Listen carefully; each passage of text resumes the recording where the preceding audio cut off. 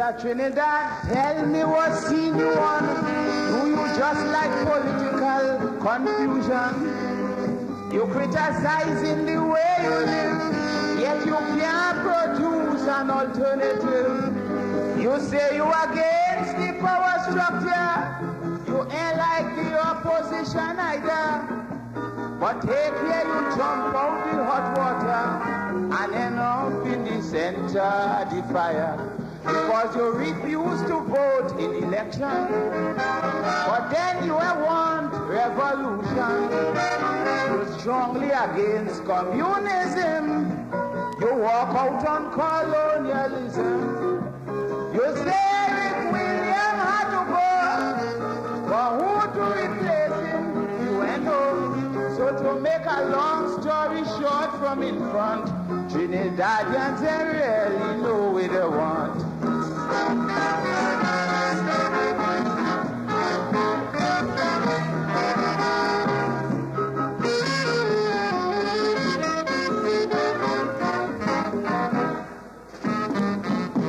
My friend, if you don't want democracy, the opposite is guerrilla activity. If you don't want democratic improvement, you have to want a revolutionist government. And yet when Guy Harewood went in the hills with Jennifer Jones, you let them get killed. All you're doing is grinning and skylarking. You come like the ass in the lion's skin, because you say Robinson is a traitor. You say what's than that about Granger. You say Kamal seeking his own interest. You call Millet a Marxist-Leninist. You are ODAC, neither DLP, and you say DNM is only ratchet. Well, you tying up yourself. I gonna tell you why. Trinidadians just like plenty mama guys.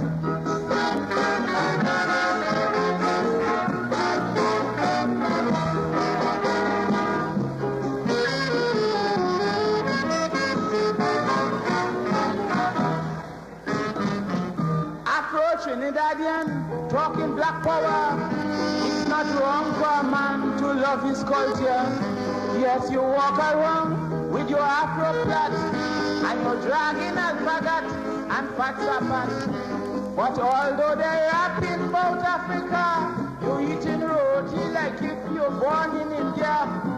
So who you go blame when you make your book and end up like a cat on a hunting room?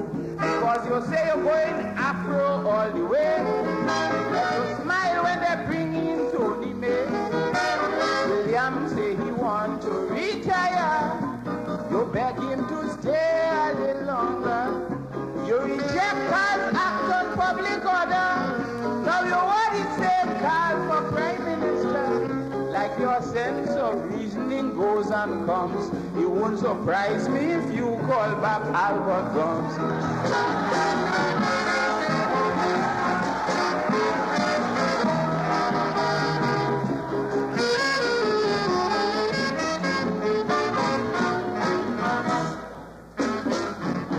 You say that you didn't want no dictator, yet you want one fella to reign forever. About Ed Malik, you say he guilty. Parmasadi the same, yet you set him free. Long ago you didn't want Fidel Castro, but now you say the same Castro is a hero. Well, this attitude, like Humpty Dumpty, you might fall off the wall eventually. Because you say Butler was too high-handed, even marriage uneducated. You say that we can't trust Jamada. You find Sukaran to Konkosa. You say the accent is on the young man, yet you run and call back Ashford Sinanan. But you won't call back until you call disaster, like the colonial days of the slave master.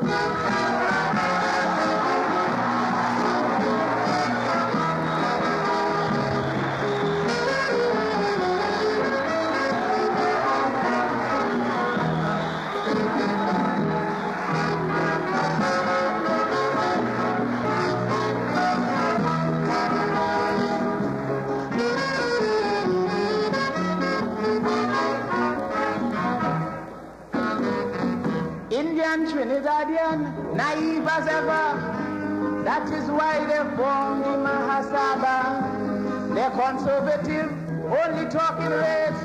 Yet you see so much dogla all around the place.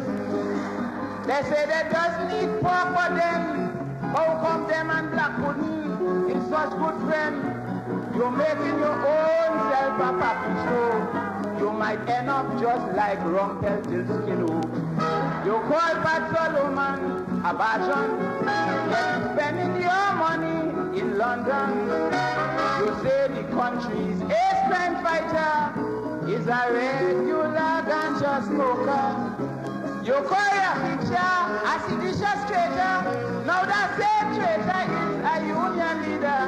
It won't surprise me if you move Malik from death row and make him minister of home affairs tomorrow.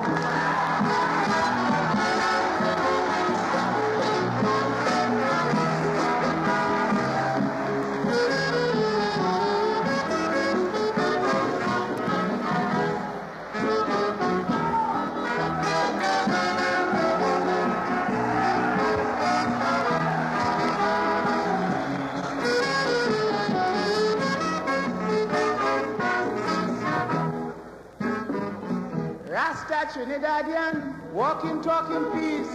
Yes, he always in trouble with the police. Saying peace and love, right on, brother man. Yet if you watch him hard, he want to break your hand. They say they doesn't need pork, but then how come them and black pudding is such good friends? They're making their own self a papi show. You might end up just like Rumpelstiltskin.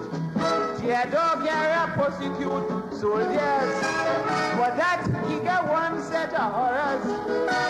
And then when Maury gone down walker, they run and they call the same carer. You say Mahathir too quiet and soft, and Victor Campbell is a big show. You wear what Eric Kamal call neither part. If it's a badge on you want, we'll call Dr.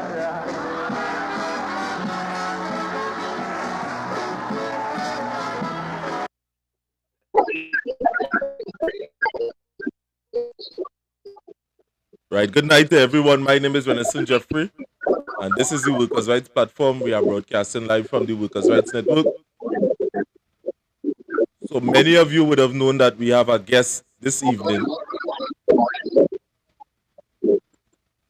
We have a guest this afternoon on air, in which we are going to speak about issues that, is pertaining to the political hemisphere. We had a little technical difficulties behind the scene. So at this point in time, Candice will... Welcome to the Workers' Rights 868 platform.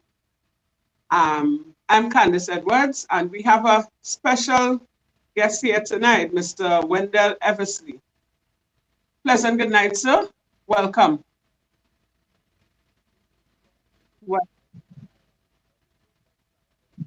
Yes. To be on your program tonight to discuss the issues that affecting us in Trinidad and Tobago. So I must say how I'm happy I am to be on your show tonight as a guest. Thank you very much. So we are happy to have you on.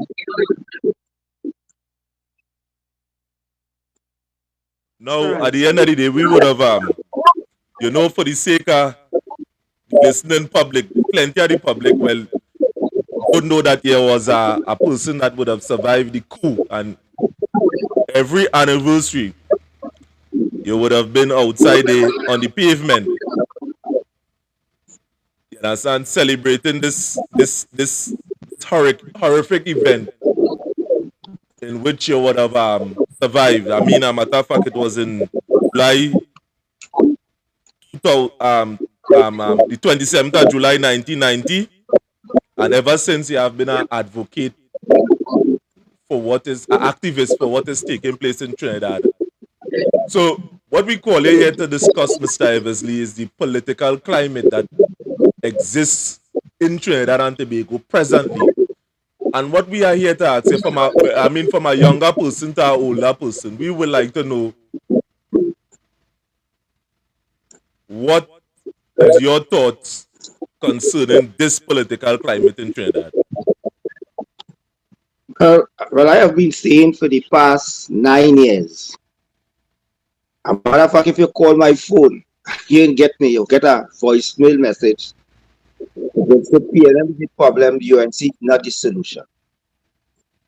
And I've been saying that for the past 9 years. And I'm continuing to say it. And just recently, from the period of August the 10th, 2020 to August the 10th, 2024, is 9 years the ruling government is in power. And this is the fourth year in their second term from 2015 to presently. And the opposition, you hear me? Yes, we are hearing you. We are hearing you. Yeah, and now this is also the same period the opposition under Kamla Persad is also 9 years as opposition leader. Now, if you look and you see what's taking place presently, I always say we don't have an opposition. And who don't want to believe it, this is the weakest opposition this country ever see. And I keep drawing the reference that in 1971, there was a no vote campaign and there was no opposition. And PNM won all 36 seats. So this opposition is even weaker than even in 1971 when there was no vote campaign. And if you listen to what the political commentators come out and saying at the 10th anniversary of the fourth year of Kitwauli's second term as Prime Minister and Kamla Persad-Bissessa's second term as opposition leader, they have said the same thing what I've been saying once a week for the past 9 years. So I ask myself sometimes if they go on my page and they listen to what I'm saying and they take some of my words, and they just put it together. And you know, I just ask myself, how the media houses in this country, right, could only see these three set of persons to talk about the political climate in Trinidad and Tobago because they have a doctorate, because they have a PhD behind their name, and all of them saying the same thing what I've been saying, until they both of all of them together give both the opposition and the government failing grade. And they even went on and criticized the opposition even more. So you see clearly, if people don't want to listen to me, I say don't ask me for PNM because I say PNM is the problem. I say we need a solution, and the present opposition is not the solution for Trinidad and Tobago. And if you all don't, and we have to face facts. The PNM is an institution. It is the only longest surviving political party that is an institution. All the rest of political parties do not have a home to say they could call a home. Right? They do not function. They only come together when it's time close to election, you hear them. And that is why some of the problems that we are facing today in the political climate. And when you talk these things, who will want to listen to you? But there are thousands of people out there want to hear about something new, a new vision. And what we're seeing today, people not offering that vision. They're not offering that solution. We have people just only talking, and no action. Do you know that we're going to the election in 2025, and it's about 40% of the voting population, talking about the voting population, is between the ages of 18 to 35 years old? Only 40. Well, 40%. So when you look at these 40%, and that's some of those who are going to vote for the first time, Some of them who was 18 the last election and never vote and they go need a new 5 years. And all of them are young people and they are looking at and watching and seeing what it is out there for them and who's offering any sort of solution for them. Who's offering them? You're hearing it from the ruling party, you're hearing it from the opposition. Who's offering them? Then again, it have a constituency. Don't vote for PNM, don't vote for UNC. I'm not a member of the PNM, I'm not a member of the UNC. I was never a member of the UNC. I was never a member of the ULF. I was never a member of the Club 88. I was never a member of the People National Movement. The only political party I joined is the COP. And I'm still a member of the COP. And it have plenty others like me who's on the fence, looking to see what it is that is out there for them to go and vote for. When you look at the present government, present opposition, look at the 31 in the lower house, the upper house, and look at the 41 in the lower house. And when you go through each one of them by MPs, I'm talking about elected MPs, I'm not talking about the selected MPs. We know we have 16 selected MPs, 16 selected senators, which the Prime Minister select. We have 9 independent senators with the president select. And we have 6 opposition senators with the opposition leader select. And when you look at these individuals and watch of them, a lot of them have baggage behind their head. A lot of them have question marks behind their head. A lot of them facing charges before the court. And these are the same set of people coming to talk to us about crime. This is the same set of people coming to talk to us about gun legislation. And within their own organization, you're seeing people involved in criminal acts, criminal conduct, criminal behavior. And this is what we must sum up as a nation. And when the young people looking at it, you say you want to talk about crime, but you have a chief whip on the opposition bench before the court for $1 million fraud, charged by the TTPS on the advice of the commission or the advice of the Director of Public Prosecution. We heard what Candace Bond talk about human trafficking. And she said government officials, and when she means government officials, she means both opposition and the ruling party. I wrote the commissioner, not the commissioner, the ambassador a letter concerning that same what she put out in the public domain about human trafficking with government officials. I wrote the commissioner of police asking her to investigate what Candace Bond said. She wrote back and said she launched an investigation.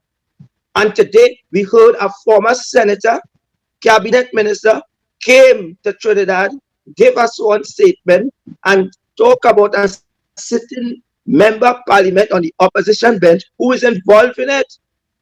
And he said also he went to his leader, Kamla Prasad Visesa, and told her about it. At that time, the same individual was the property manager for Public Service Transport Corporation, PTSC. And what she did about it, and she said she appointed certain other MPs to investigate it. One of them is Mudal Munilal, was one of the person to investigate an independent. And when the report come back, the senator, and what she did, she shoved it under the desk and put him to sit in our parliament. Ramona talk about him.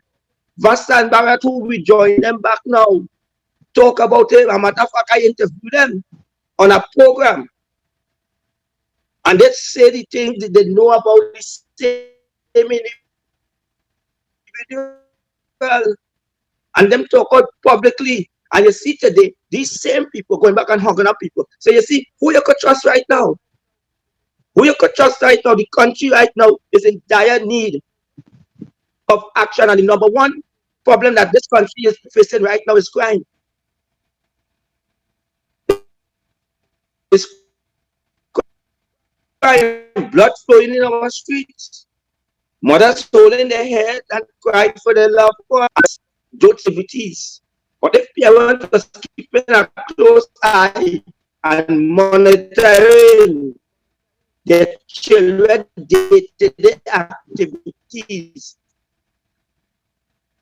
we will not be in the situation we're in today. And when we look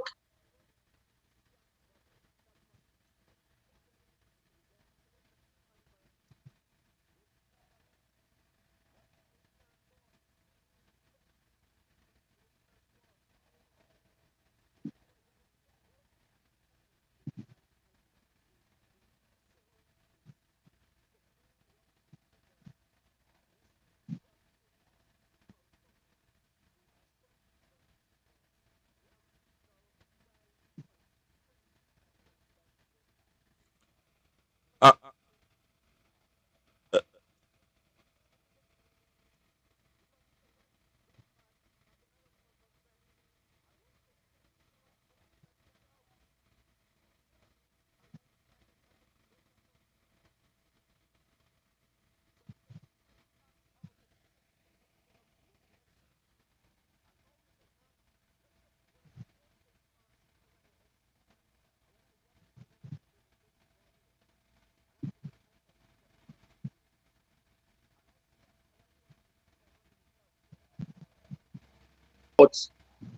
as a commentator, and went under his what, $400 million in live sport. One man went to 38 million and say he's going to teach the young people in classroom, and he never said write a word as text on a blackboard, and he got $38 million. Electron went with 20. Electron, um, there are over 20 something person murdered. The director of sport flee the country, said to Trinidad and Tobago her life was under threat when she was the one responsible for live sport. She went and reported to the police. A report, a commission of inquiry, not a commission of inquiry, an investigation was launched by his former leader and former prime minister. And when the investigation came out, instead of sending it to the police and sending it to the director of public prosecution, she went and read it out in parliament. And what become of the 400 million? So you see clearly, Color Me Orange, what the country benefits from Color Me Orange. Now you're hearing about 10 billion. The Prime Minister said about 10 billion, right? To fight crime in places are the same hotspot where the former Prime Minister will talk about Color Me Orange. We see a limited state of emergency, they lock up 9,000 Africans, make a makeshift jail along Santa Rosa, and after a year, these 9,000, they can't charge them. They have to let them go. A lot of them now sue the state. And I know what the most hurtful thing? The same people who was responsible for it are the same people now who representing half of them. So they see that they study a plan how to rape the country out of the money what was to develop this country called Trinidad and Tobago. We look I think I talking about what's going on in Angostura today. And seeing now, instead of the deal with Angostura, because our taxpayers' money take to bail out Angostura. We hear in Angostura running at a loss of $19 million. And when you look at the papers the next day, you're seeing some of the same directors in Angostura are being promoted to other boards in this country. New boards that form. So something is definitely wrong. Where the wealth of the country trickling down to? no, The oil in the soil that God put Mr. here, Eversly, and the gas in the soil that God. Mr. Eversly, I would Yeah. have heard talk about the thing with Angostura, especially. And I hear you say to take down some of your videos. What you wanted to express explicitly about Angostura? Repeat what you said? The Angostura case, a way to go in that a little more in depth because and you say to take down your videos and things. They take down some of my videos. Yes, they take down some of my videos. Right? And the reason why they take down some of the video, I was talking about the fire that it had in Angostura in 2023 in December. And nobody knows about it. I was talking about the wine cellar, the two breaking in the wine cellars, and nobody's know about it. No police investigation. I was talking about the way how they give out contracts in Angostura. I was asking question concerning the chairman, Terence Barrett. I was asking question concerning the person who is the industrial relation manager, the human resource manager, because workers have been coming to me and telling me what the ills that is going on in Angostura. And when workers try to speak up, they are being victimized. And they're watching and they're seeing that how they're hearing talk in Angostura now, which I'm going to file under the Freedom of Information Act on next week, about a luxury boat. The board bought a luxury boat and have it parked up in Chagaramas. So if a company what's supposed to be making a profit, trying to get back taxpayers' money, because if you all read the Coleman report concerning the collapse of CLICO, which Angostura is as part of one of CLICO's subsidy company, and it take us, when we thought was 10 billion to build out CLICO, it was more than 10 billion. It was over 30-something billion dollars of taxpayers' money take to build out a private company where a group of people come together, and some of them end up even in government as cabinet ministers, and we have to call them honorable this, honorable that. You know, in this country, we don't go and read reports from the Commission of Inquiry. Why it is they're not laying the Commissioner report in the Parliament concerning CLICO. All they will see, right? All they will see who involved in this. All they will be shocked that the commissioner says some of them supposed to be in jail. Coleman said that Coleman come and die now, and that commission, that report is sitting away in some professor office when they hand it to the director of public prosecution, right, to launch a proper and jail people. It's time in this country, politicians may jail. We have CLICO Investment Bank. Only remember CLICO Investment Bank on Mahava Road? Billions of dollars, people pump and invest there. Billions of dollars. And past and present government, they seem that they do not care. Only remember what takes place in Caribbean Airlines just about 8 years ago. And these are the things we must stand up and look and talk about this. And you know, if we take the monies that they spend in corruption in this country, and instead of they channel it into the development of the youths in this country called Trinidad and Tobago, our country will be far better off today. Our country will be a better place.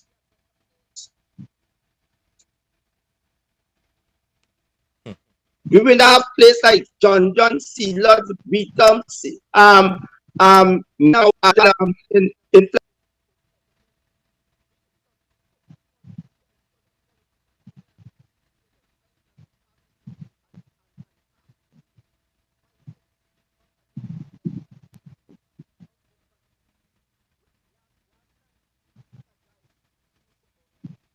of Caparo. All you know where Caparo is, right? Yeah. And do you know, like for 8 o'clock, 9 o'clock, yeah. I reach back home about after 11.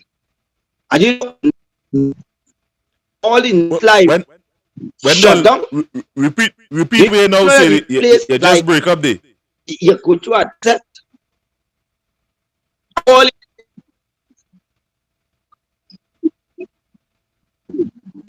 You're just breaking up. The nightlife in these places, especially Shogunas, when it's about 9:30.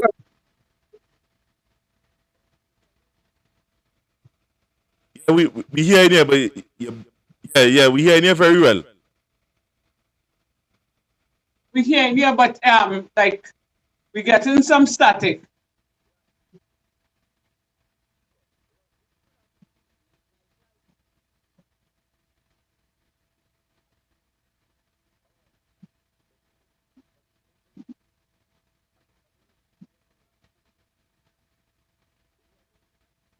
We are hearing you. We are hearing you. Yeah, hello, Yes, are you hearing yes, us? we hear in here. We hear in here.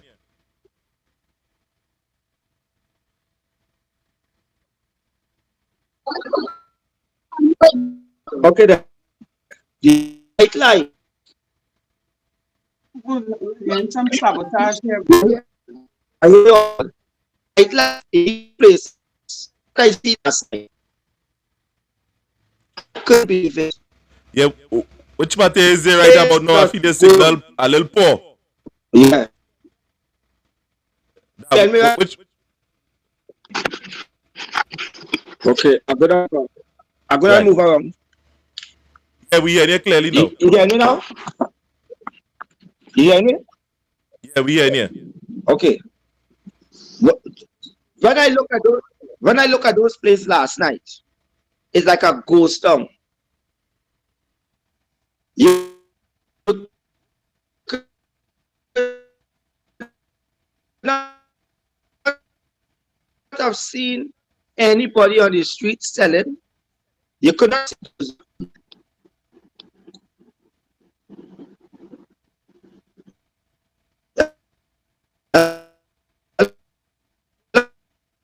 Hello?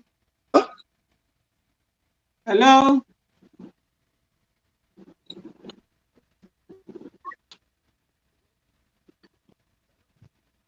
Yes, I'm hearing you, Mr. Anderson. Yes, I am here, but Well, you know, we just get some yeah, we just get a little sabotage sometime. But we just the get whole a lot of screen sabotage sometime, eh? So welcome to that. the But screen tell that they're me, on right about now, Mr. Eversly, it frozen. yeah, we just get a lot of sabotage. I know if we was dealing with some other issue. Yeah.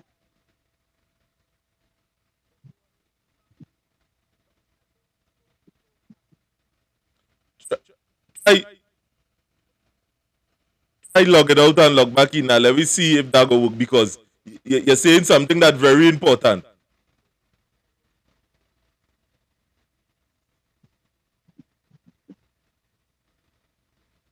And you ask him to log out and you run an ad or something by the time. Yeah.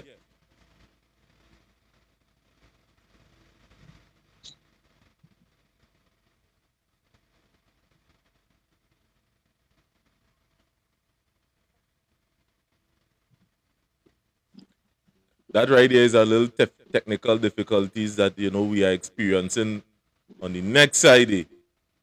We know what's going on, but we're going on an attempt to fix this situation. So you the guests, hold on, all you that are in the audience, hold on. We are coming back to try to see if we can get back Mr. Wendell Eversly online.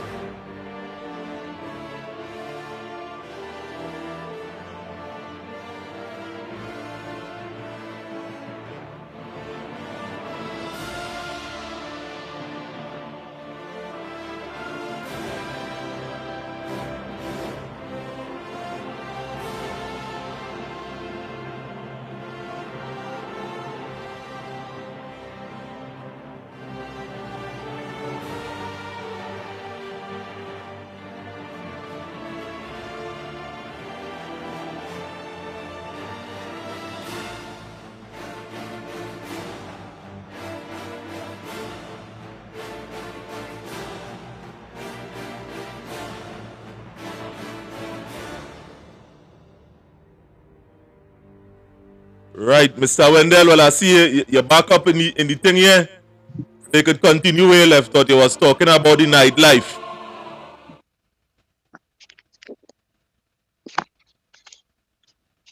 We're receiving a signal loud and clear. You hearing? I don't think he's hearing, you know. Them real jamming he, like them don't really want he to talk the things now, boy. Because what this man is saying making a lot of sense, you know. Mr. Eversly. You hearing us? You hearing us? Are you hearing us? Oh, that's not. You hearing us now?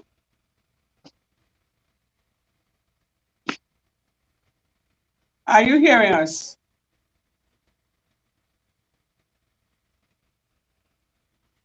For instance, this is really sabotage.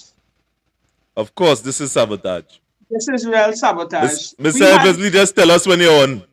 When you're hearing us, and we will put you back up on air. You hearing us?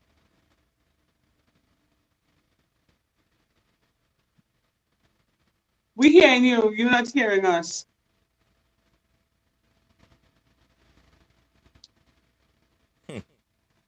That is what has taken place here when serious conversation taking place. Although some of the views we are in stark contradiction to some of it, but this is what this program here is about. It's about views and opinions of individuals. This platform, regardless of if you agree or not, you have to say that the gentleman have a point.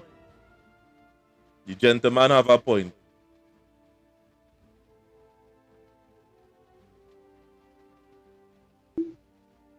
And yeah, we are hearing you. They're real sabotaging this thing, boy. Like he's a very important guy. All right, continue where you left off about the nightlife. Just now, Mr. Eversly, we had to put you back on there because you would have just logged out data.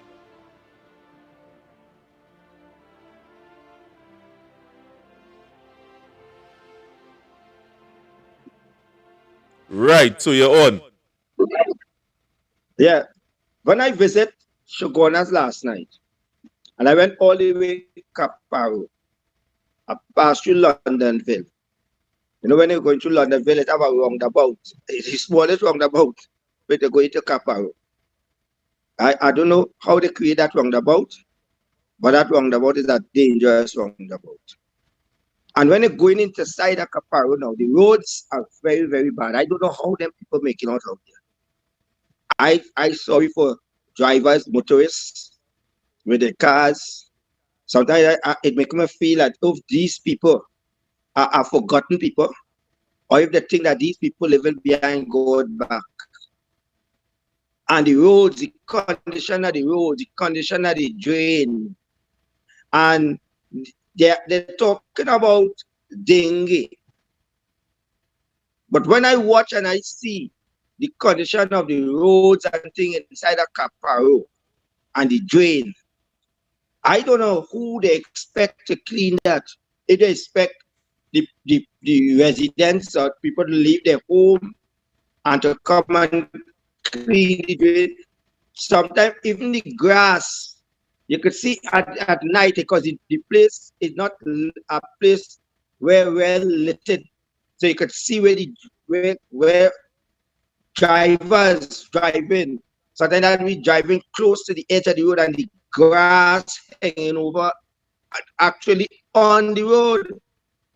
So when I ask the residents who does click on these grass and all that, they say certain part of the Caparo belongs to Kuba Tabakit Regional Corporation, a certain part belongs to Shogunas, and there's have to wait on to cut the grass. So this is see how bad it is that people are facing in this country. But are coming back to the nightlife. These places like Ghost Town, after 7 o'clock, you're seeing the doubles vendors who usually be at the side of the road in Shogunas. You ain't see the person who just sell the pie. You ain't see the person who just sell the little bacon shack. You ain't see the person who probably selling the chicken and chips. You see nothing around that, but you know the only set of people you could see selling in those places these hours of the night is the people selling dry roll, the Syrians.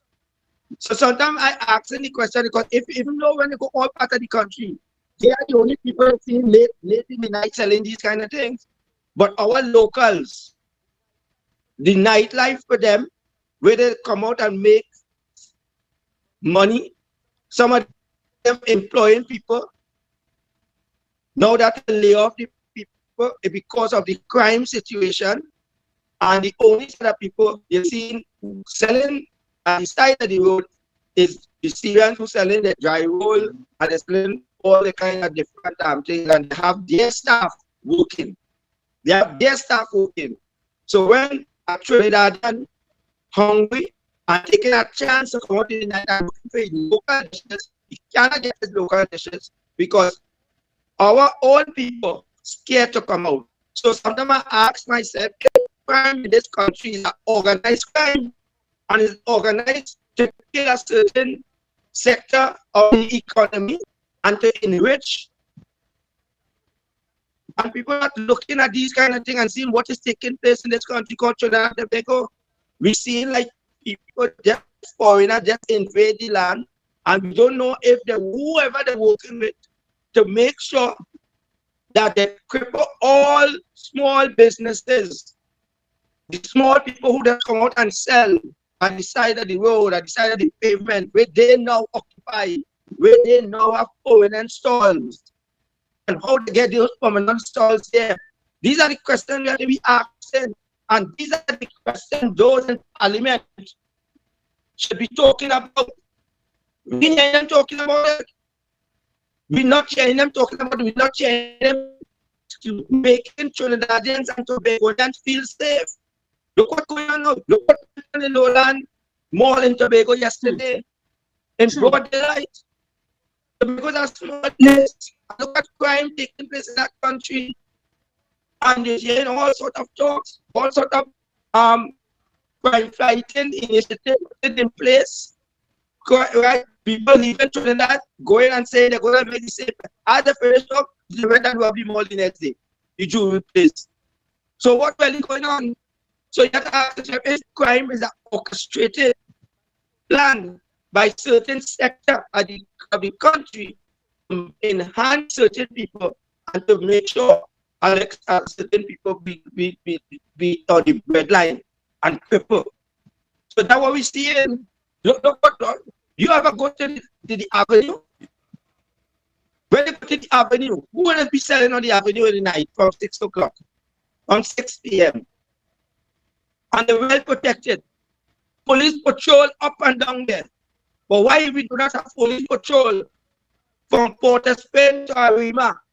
Arima right now is like a ghost town also too. If you go through, if you think I'm lying, or you go through, drive through at the night and see for yourself, see what is taking place in this country. When you can have a mayor of Arima who is a successful businessman, asking for a helicopter to patrol Arima. Asking Arima just celebrate Borough Day. And this mayor was on television on TV6, asking for helicopters, asking for army and police patrol. And he's saying what areas in Arima they should go. And he said that they are the areas where you see the crime increasing.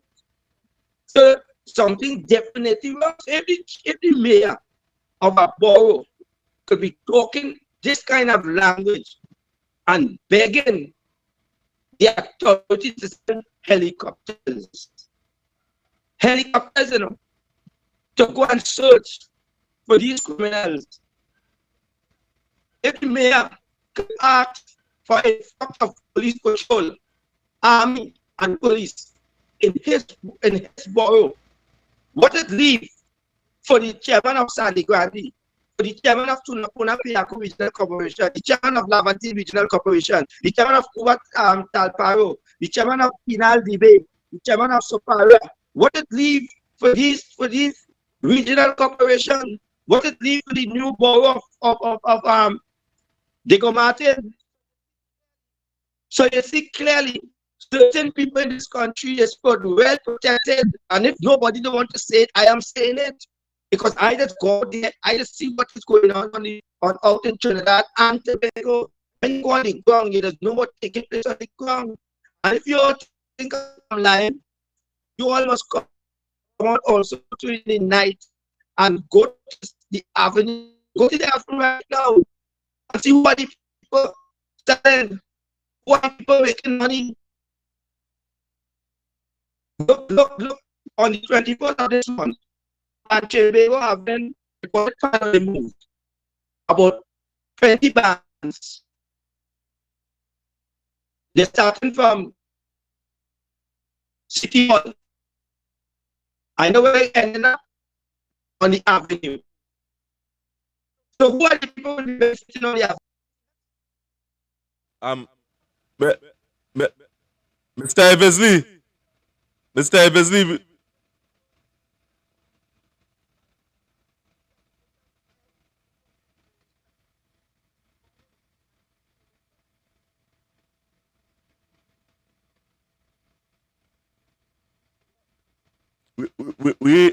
yeah, I feel you need to shift around a little bit because we're going back in a position now where we're not hearing what you're saying properly. I started feeling something. This don't happen so. Yeah, we are hearing you. Yeah, we hearing you. We seeing you and all.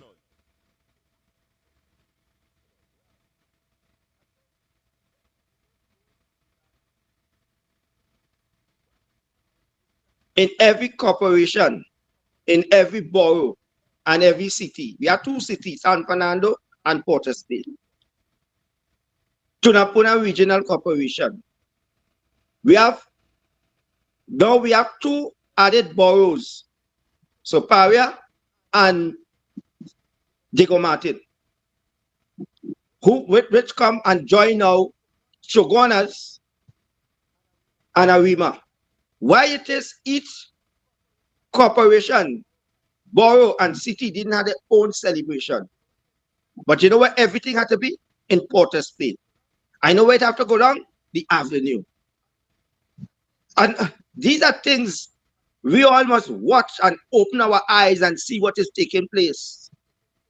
See what is taking place. Go to Port of Spain in the night. Port of Spain, the capital city of Port of Spain, which used to have buzzing with activities. You all remember a long time in Port, or you can go Port of Spain on Independence Square and get a roti to buy, get food to buy, get doubles to buy, get bacon shark to buy. No, you cannot get these things at all. The only food you can get in Port of Spain, in the heart of Port of Spain, is KFC. And if you want something, you have to go down now on the avenue.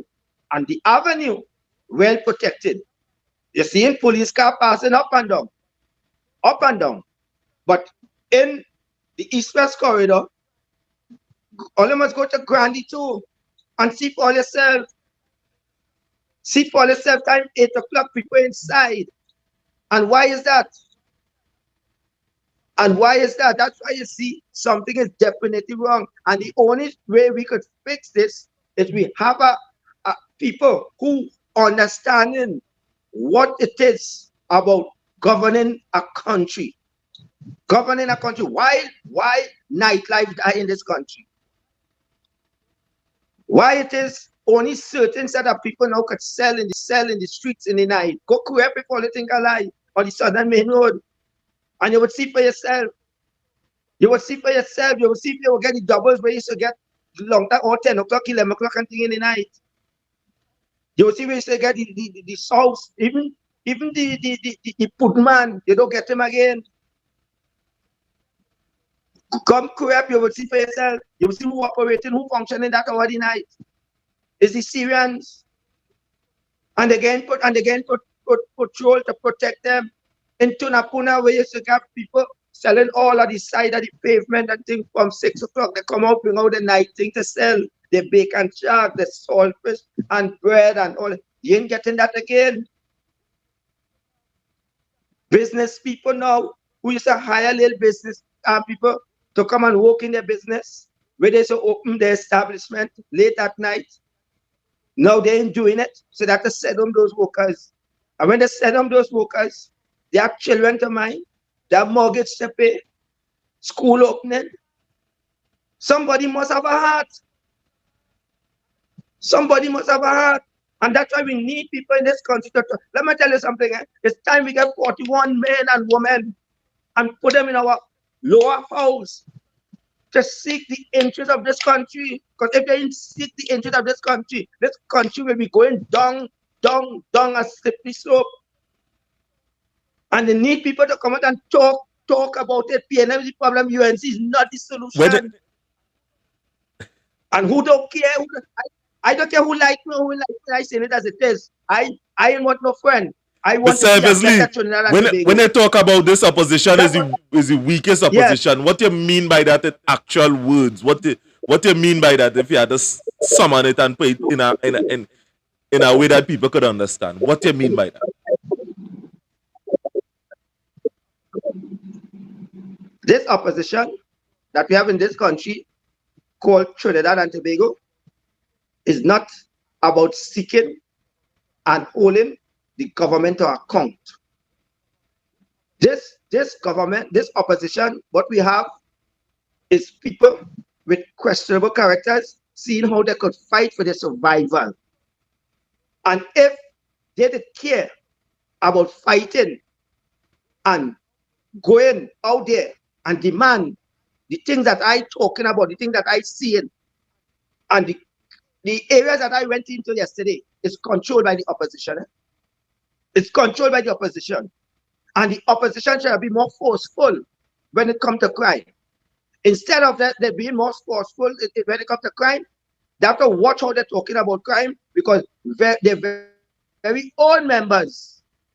The very old members is before the court for fraud, who's under investigation for human trafficking, who was fired from TSTT for fraud, and who's sitting right now in our lower and our upper house. And all of them, instead of them going out there and fight, but you really listen to these opposition when they're debating in parliament? Huh? You ever listen to them? Well, Mr. Eversly. When last you hear the media question the opposition? A while. When the opposition having a press conference, how did they have the press conference? Via Zoom. Via Zoom. They don't have the press conference in the open where the media could question them. And the media also too, in this country, we're supposed to be the protector of the fifth estate. They are the fourth estate. The people in the fifth estate. We have nobody fighting for us, you know. Thank God for Facebook and Zoom and Twitter and all these kind of things, because we'd have been lost. But Mr. Eversly, one may beg the question, how they would have forced Rowley hand in the local election to call local election, and they would have seen that as a unanimous victory. What you have to say about that concerning how they would have gotten the local election to call in time? But I wouldn't say that as a victory for them, because if you did follow the local government reform, right? The local government reform, the government didn't say there was no one call it, you know, because they wanted to extend it for the life to be 1 year. So they would start the new cycle instead of 3 years to 4 years. Right? And they wanted to put certain things in place where concerning the new tax revenue, where they say that concerning property tax, which will be now paid by the regional authorities, the regional corporation, boroughs and city. And the government say, the opposition said they went to court. And the court ruled that it's the right for the people to vote. Everybody knows the right for people to vote, right? And they had to call election. But when they went into the election, the both parties lose. The both parties lose. Because what do you mean by the both parties lose? We mean the lost voters? The lost voters. Right. And if you check from the last election to this present local government election, parties lose by thousands of votes. They say they went and they say they ain't voting for PNM, they ain't voting for UNC.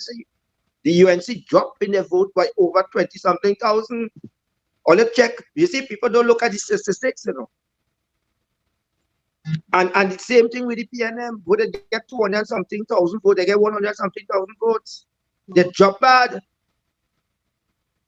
So, and when you look at the by constituencies now, and you look and see the number of people in the various electoral districts to vote by the constituencies and by the local government districts, it dropped. People stay away. People didn't went to vote. And when people's doing that, people sending a message. One is the problem, one is not the solution. Right? So, and it's clear to see. It's clear to see. And that's why I'm telling you, we have 40% of the voting population now is between the age of 18 to 35. And they are the ones who send a message in this general election of 2025. They are the ones who will send, and they also are the ones who will also be sending a message also to, who will also send a message is the ones who don't vote for no parties, either what's called the third constituencies. And the third constituency is the one who if they decide to go and vote, they go and vote. And if they decide not to go and vote, they're not going and vote because they're fed up for everything. But the people right now is seeing crime is the #1 problem in this country. And they want solution. Number one, what I just tell you on your program here, but going in and to the constituencies and look at the nightlife, and you'll see the place a ghost town. And the only set of people you will see operating in your constituency is people who selling dry road. Right? And they're selling the Syrian dishes. So ask the question, ask if you all think I'm lying. Imagine this, I went last night. I said, let me go and see how these places is. The place like a ghost town. Imagine in the heart of Shogunas, 9 o'clock, 10 o'clock. It's like a ghost town. The only place you could get open is KFC in Shogunas. When you go down Shogunas, lower down, if you get a doubles man, you're lucky to get a doubles man. But again, you see the gyro people. And I want to believe, sorry to cut you across, answer, but I want to believe that happening all over, you know. Even in, I live in San Diego, it's all over it happening, you know. And right? You seen it too? Yeah, and you seen it, I seen it, right? Because one of the gentlemen who, Mr. Sheldon Khan, he's on the team, and he would have said something that by 6 o'clock, Grandy shut down, and it's the truth, it's facts. Yes. People are afraid to be outside after 6. Yeah, and one of the things you don't notice too, even the people that operate taxis in these areas after certain hours, they ain't coming out. That's it, yeah. That's it. They ain't going out if they get somebody that tells them hire the car. Because they my thing is this, I after listening to what you had to say, it is very edifying, because you would have opened up my mind to a lot of things. And first, let me say, they will really try their best to shut you down from coming out and speaking the things, talking the talk, because you have a lot to say and you're making a lot of sense, right? Because what's the slogan they just used there? PNM is not. PNM is the problem, UNC not the solution. Right. And you have me thinking, because I wondering, who? And my question to you tonight is, do you think that this problem could solve this crime situation? And how? And how? Because it as we both know, it gone over the hill, It's gone over the hill and we could bring it back. And let me tell you how we could bring it back. We elect people to put policies. Members of parliament, they are the legislators. They are the ones responsible for policies for the country. And let me tell you something. Crime is not only the government situation, it's the opposition situation too. Mm-hmm. And if people could say they ain't supporting this, they ain't supporting that, and we're seeing crime increasing, they are the one also to be blamed. Let me tell you something. We doesn't want to hold we MPs to account. Our MP shouldn't be going and make a decision what they discuss in a caucus. They should come and say, my constituents have a say. When last year MP go in and keep a constituency meeting where bills that affecting you and I, so that you could hear what is your input, so that MP could go and say, hey, my constituents who vote for me say to support this bill because of the situation in my constituency. Take, for instance, Dr. Rai Wendell. He supported a bill concerning crime. He was chastised by his own party for it because he said his constituents come to him and telling him about certain things and they're afraid to go to the police. They're afraid to go to the police, and he had to come out now and his conscience bothered him and he supported the whistleblower bill. Because if you hear people afraid to go to the police with certain information, because time they leave the police station, they could hear the person who come and make the report on you. Some crooked police could call and say, hey, and before that person reach home, they don't deal with that person. So it's time we have MPs go into the constituencies. Don't go after election and say it's a party decision. After the election, you're no longer MP for the party, you're the MP for the constituency you've been elected for, and you're elected to represent everybody, those who vote for you, and those who won't vote for you, and those who abstain. Use a member of parliament for that. So if we're not getting them to hold them to account, then something definitely wrong. Them is the wrong set of people. Them is the wrong set of people we have as members of parliament. So these are the things we have to change. And the main problem that we're facing today is those in parliament, in the lower and the upper house. In the lower and the upper house. It has some of them, instead of they seek the interests of the country, they're seeking the interests of their friend and their family. And that shouldn't be so, eh? That should never be true. It should never be, and that's why we are facing these problems today. And all of mustn't let nobody also stop all their program, or let them come out. Let me tell you something. People starting to open their eyes. Right? And people who starting to open their eyes, coming out and they're talking and they're reaching far and wide. And yes, because sorry to cut you across. I sometimes I will take a little walk in my neighborhood in Sandy Grande, or when I come in from work, I'll walk through Collins Green, and I will hear a lot of the youth saying that they want a change. They're fed up with both parties. You understand? They want a change. That is the talk. That is the talk, eh? And I start to look at that. I say, because I even asked one of the young men, I say, why you want a change? He say, because look at the UNC is one thing, the PNM is another. Everybody thieving, they're telling we tighten we belts. But look at me, I have so much of subjects and they're telling me I'm overqualified. Right? I had a sell soft drink and water I decided at the room.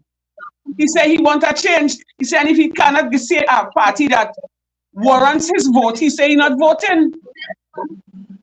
So when after hearing a lot of these youths and them saying that, I say, but our country's in a lot of problems. Yeah, I mean, and we go stick with this, we go stick with the status quo.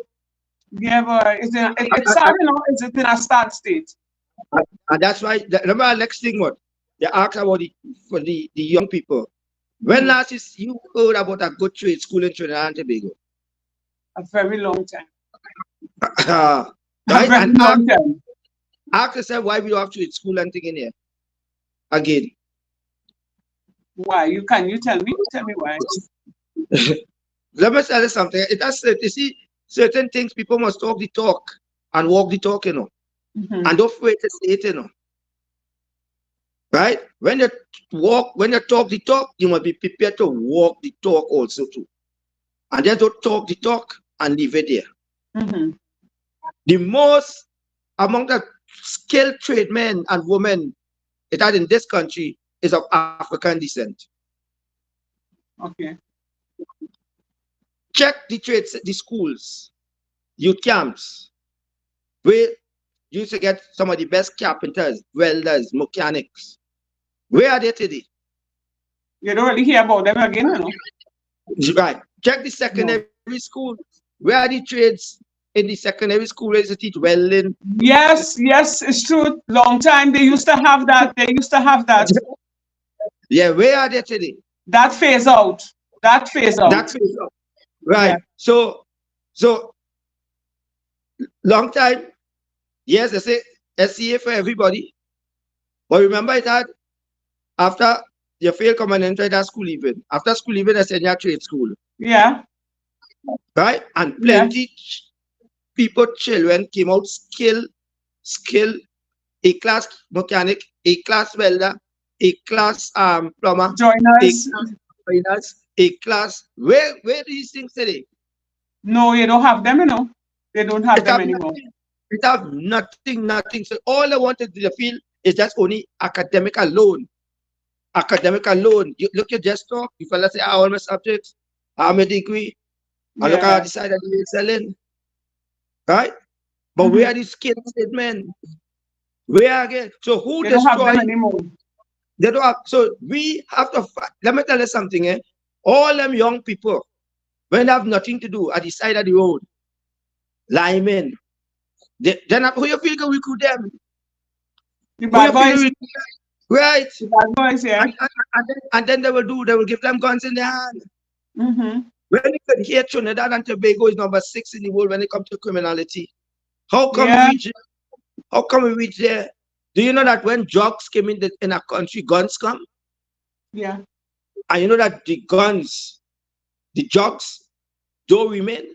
Because if drugs come and the drugs remain at one point to that person, it have to move from one point to our next point. So when they bring the guns with the drugs move, but the guns stay, and the guns end up in the hands of who? The And who are young the men, people? yeah, Yeah, on the streets. and who are the people bringing it in? And let me face reality too. They're targeting a certain race, Yes. and they're putting it in their hands and their pockets. They put it in their hands Mm-hmm. and they put it in certain communities. And politicians and them always also too, but will be forced to go to them and say, I had the community lock, I could make you win an election. So crime is And really a business. it's a business. Yes. And what Eversly is saying there is that it is directly linked to the politician because he would Yes, have he would have made a connection. The guns come in and it leave. The drugs and the guns come in, so the guns stay back. And then the people that end up with the guns now, some of them going to the government and saying, you know, we can make him an election. yes. And it has to, it has to stop and this I control this community. And you can't come here unless I say Now that have to stop. If that continues, well, then there's no hope for us, you know. there's no hope. There's no hope. We will be, you know, listen to what the Jamaican Prime Minister said, right? He said he going after all the gangs and the gang leaders. He said, I'm going to pump the resources. He said, either you face a judge or you face your maker. Because it reached in a state where it's so out of hand in Jamaica. He said he's going out to every single parishes. And Jamaica for 14 parishes. So this is the state of crime in Jamaica. So look what's going on in Haiti now.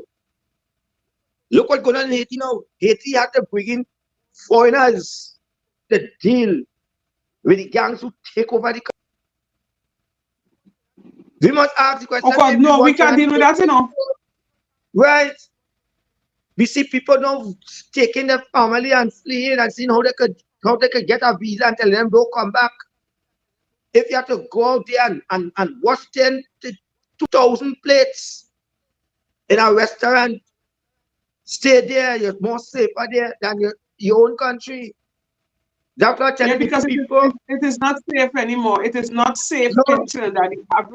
The average person is afraid to even go out anytime after 6. but look, you talk about your community of Sandy Grande. Yeah.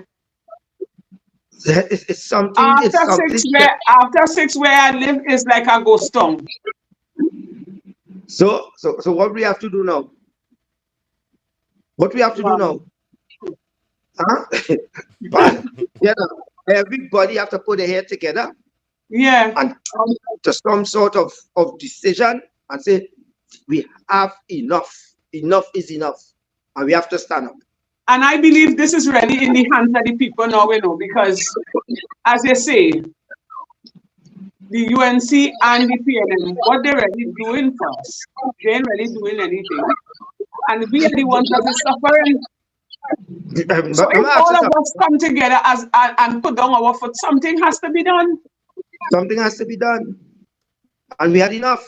Because there we have a prime minister who is saying he has crime under control. It takes a blind man could actually see that he does not have crime under control, because every day it's murders, it's robbery. A good example today in Port of Spain, where the fellas that were running the church dressed up now, the bandit. Yes, I saw that. It's frightening. And look at the set of people that they young people that they kill in the car that commit the 2 house break-ins. Right? So in my mind, I said, but okay, they say that the people, the occupants of the car shoot back behind the police, shoot at the police, right? It's a possibility. But what I'm saying is,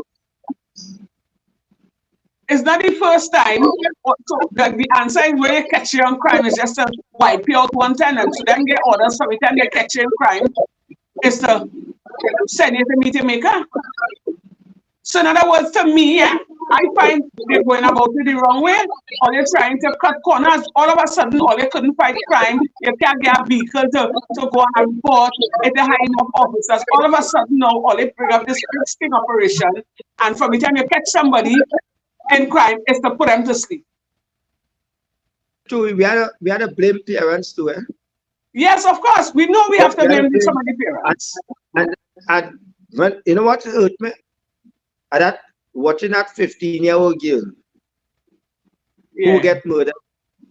And then you see you doesn't know what your children doing. Then you see pictures with her with some kind of guns in her hand on Facebook now. Yeah. Huh? But the point I wanted to bring across right now, they say that the occupants of the car would have shoot at the police, right? But how come none of the police didn't get shoot? I'm not disputing the fact that they didn't have guns, because you're going on that kind of robbery scene, you will have a firearm. But how come no police get shoot or a glass break in the van? You must. Bobby, they cannot shoot us how the police trained to shoot. But a bullet has no eye? No, yes, but if you direct it the correct way. So the police are trained. Some of them, just give them a gun and they feel they could shoot. Okay. And they could miss their target. And the police is missing the target. But Mr. Eversly, I find you're going light on this because we always hear in the statistics, we see in that this is something that's a reoccurring decimal within the public. The civilians shoot at them, the police always shooting them and kill them. And there lies a possibility that the police and them don't have no body cameras, there are no supporting evidence. All they're saying, somebody shoot them, shoot behind them with a razor gun in their direction. And they end up dead. That's why I keep saying the policies supposed to be implemented. Because here you talk about the body camera. How long we hear about body camera for police? And they keep How fighting off that, you know. They're fighting off that. They don't want that at all, you right, know. right. And that's why you see, we and the opposition now should have been holding the police, the government to account. Accountable for that. Yes, for them, but because what he make, what your co-host said is a very important statement he make here. Because police supposed to have body cameras on them, and the Yes. body cameras will tell you what took place. And for Yes. too long, we're hearing about body cameras, body cameras. Same thing we're hearing about protectors and jammers and all them things for the prisons and for the wharf and all this thing. And always hearing it coming, and hearing about. Do you know that the Ministry of National Security has get one of the largest budgets out of the national budget? They get billions of dollars. So where that money going? Yeah, where that money going? Where that money going? When you can hear the fire association saying they ain't have no fire equipment. And look how the condition they're working under. Where that money going? When they could hear the Tobago Chamber of Commerce say that, oh, they're going to help fix vehicles in Tobago, and about 40-something or 50-something vehicles down in Tobago. So they're not the vehicles in Tobago to help fight crime in Tobago. So if they could tell you about 50-something vehicles down, how much in Trinidad wrong? Sometimes you're seeing police vehicles, instead of they're doing their work, linemen, they're coming out and they're going in bars and drinking with the owners. And instead of they go and do the work and make sure they go after the criminals, they ain't doing it. They ain't doing it. Let me tell you something. I realize it reached so bad now with the police service that when you go into the station to make a report, the attitude they just give you is like, where you come to bother me for, you know? You're talking facts. No, I'm telling you, because it's like they never have a vehicle. The shift always changing. And they have you stand up there like a fool and they're talking to you like if you're nobody, like you come to harass them. Something happened, you're calling them on the phone, and it's like they're even paying you no mind. So I wonder, since when the police service become like that? I mean, to say they're not Superman, they can't pay and disappear at the same time. But a little emphasis, you know, put a little interest, because that's what you're getting paid to do, and it's like you're bothering them. And you preventing it's them like from doing their work. You're bothering them. Yes. And we really in a sad state, you know. It's really, really in a sad state, you know. And it's like they're doing it and they don't care because they know. But now is the time. No. He's starting to break up. Mr. Eversly, I know you need to shift again because we still see there like a break up there.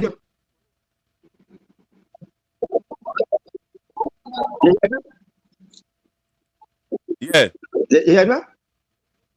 Yes, we hear you now. I feel we have to meet with you in person and have a personal interview with you. You hear me now, right? Yes. We're hearing you, but we're not seeing you. The video sticking. I mean, anytime you're ready. Anytime you're ready for me to come in your program. Yes, yeah. because they're sabotaging this thing, because you have a lot of what we have to do now is work hand in hand. Yes. To make sure.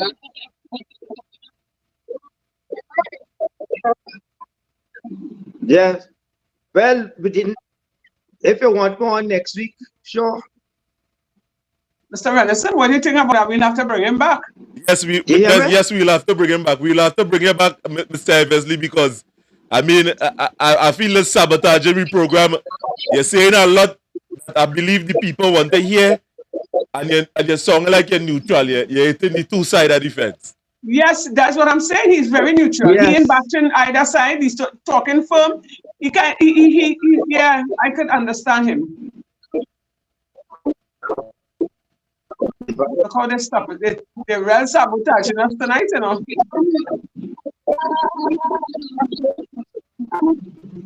So I will come in live. Yeah, I will All come right. in live with you all. Okay. Yes, we hear you. You hear me? Yeah, man. Candace, you seen that girl? Yeah, I'm seeing it. They're putting it up. All They're right. well sabotaging. I said I will come in live with you Yeah, all we'll have next to week. do a face-to-face interview with him. No, it's really about time, you know, both parties have to Yeah. take the country serious because too much is overbearing. Right? And we need to meet up with this man to talk the talk because he has a lot to say. But Wendell, And just remember, yeah, hello? and just remember, Yes, we employ them, yes. right? We employ them. So when the time comes, we could fire them. And a lot of Trinidad, You hear me? yes, I'm hearing you, and a lot of Trinidad Right. Trinidadians have to know that. So when the time Yes, comes, we could fire them. yes, and And a the lot of time coming Trinidadians soon. have to exercise their rights and not just sit down and say, me and but I'm with that because at the end of the day, I still have to live, but we can't just study Yes. and say we're not bothering with them. What about the future generation? Because it done bad in our time, you know. And in their time gonna be worse. Even much, much worse. So we really have to stand up. It's too much of madness. Because them young fella, the young man on the street, as you said, where they getting the guns from? Yeah. They don't have no connection to bring no gun. Worse. The human trafficking and taking people body parts. You think it's somebody like you and I doing that? It had to have some big link in that. Yeah. And the next thing too, we are not a man. Yeah, we don't manufacture. You're breaking up. You're breaking up. No? We do not manufacture guns in Trinidad and Tobago. Let me ask you a question. What you had to say about the borders? Do you think that the borders are properly well guarded? Hello? What he breaking up? No. You hearing me? No, it's not. I asked her. But Mr. Eversly, just No, position yourself closer to your modem now because I believe the signal showing up a little weak. Right. We see here, we hear here. We see here and we hear here. Hello? Yes. Right. Now, ours is not properly managed. And our border right now is open. It's open, and I think much more have to be done to protect our borders. Yes. Remember, we don't manufacture guns. We don't manufacture guns here, you know. And if you watch and what the studies on crime, international crime and international connection, do you know that Trinidad now is a major transmission port? Do you know that? And they're using here for an escape route to transfer drugs all to certain part of America and Europe. And these are the things we have to be fighting up against and keep telling them, and this is facts. When drugs come into our country, it comes with guns. Because the drugs, you must have the guns to protect the drugs. And when it comes to one port, and the next port take it over to carry to our next port, the guns that they come from here will remain here. And wherever the next port is to carry, they will have guns going also to another port. And they're always trying to see how they could be ahead of the people. And I'm going to tell you something. It have people, and we must say it, it have people in our own custom and exercise office. It's a network. It's a network. It's a network. It's a network. And when some get catch, and then nothing doesn't come out of it, you know. Nothing doesn't come out of it. Nothing. What has come out is when they hold the little man with the guns and they put him in a jail and he can't see, he's in trouble to get bail and all the different things. And the other people, let me tell you, saying this here, we need constitutional reform in the police service. We need constitutional reform in the judiciary. We need constitutional reform in the Office of the Director of Public Prosecution. And we need constitutional reform in Trinidad and Tobago. We need that. And those people who sitting in the lower and the upper house, them don't want that. Because when a prime minister have executive powers, he don't want to lose that. Because if we don't get, in 1971, we could have meaningful constitutional reform in this country. They didn't went for it because Eric Williams had all the power. In 1986, Robinson could have constitutional reform. He didn't went for it because he had all the power. It was 33-3. The next time we had constitutional reform, could have constitutional reform when Kamala Persad-Bissessar was prime minister. She had 29 seats with the opposition 12. And she's the one who said that she will have meaningful constitutional reform. Instead, she wants to bring a runoff bill to kill third parties. If you watch and see what is taking place in England, who you feel formed the government of England? It's a lot of small parties come together because they're fed up at the two major parties. Look what's going on in France also. There's a lot of major small parties come together. Look, even in India, Modi do not have the mandate because a lot of small parties come together. Right? And we in Trinidad and Tobago, we have to open the eyes and realize that those two major parties here, if they're not for us, we have to send a strong message. Because when they talk about constitutional reform, they throw it in the dustbin after. They tread it. And who suffer?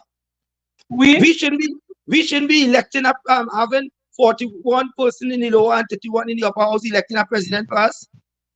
We don't have to say. Is the ruling government is the one who say who they want as a president because they are the majority. And they elect the president. And when we thought that the president is an independent president, the president have to act on the advice of the prime minister. The constitution states that the only power she has is to elect 9 independent senators. The only power she have again is to act on the advice of the prime minister to appoint these people for different boards and all things fall under the president jurisdiction. So we don't have an independent president. We should have a speaker. We should have MPs. Should not be no ministers. MPs should be concentrating on their constituency and their constituency. But you can't have an MP being a minister. How much time you will have his constituents? Some of his constituents can't see them. Right? We should have councillors who do not understand the role and the function of a local government representative. Don't wonder why we're not seeing proper persons coming forward to be a councillor. They're picking up Tom, Dick, and Harry and putting them there. And some of them, you don't see them. That's why the electoral district is in that condition they're in. And next thing too, councillors now will have to go to the MP who is a minister, and the MP ain't paying them no attention. These things must change. And the only way we could change it is you and I. And we have to work together. It's time we get away from being fanatic for a party. Let me look at development for the Trinidad and Tobago. Yeah, because this is some serious times now. This is some real serious time. This is a matter of life. This is how I see it, is a matter of life and death. Yes. And it's facts. Let me think, because let me tell you something. There's a generation out there. There's a generation of people out there looking for leaders to direct them and to move them forward. And if they only see that, they will move with them. And programs like these must come out. It's time we hit the ground, go into communities, talk to the people, and let them know we cannot continue the way it is how we continue again. Time for that. Yeah, we thank God we're not in the days when we don't have social media. Thank God for social media. Thank God for social media. Thank God we have a platform where we could send our messages. Freedom of speech. And the media, Mm-hmm. plenty of them in the back pockets of politicians. But that, I was now about to say that. In the back pocket of politicians. When And the media... I had a first-hand experience with that, right? A couple months ago, when I went to the media with an incident that had taken place with myself and my son, and I went to expose it to the media, they turned me down. And when I did get the journalist to come and air the story, now mind you, I thought he was going to just air my story. And then other people came on board, just stormed the meeting, the interview, and started saying certain things concerning the same officer and other parties.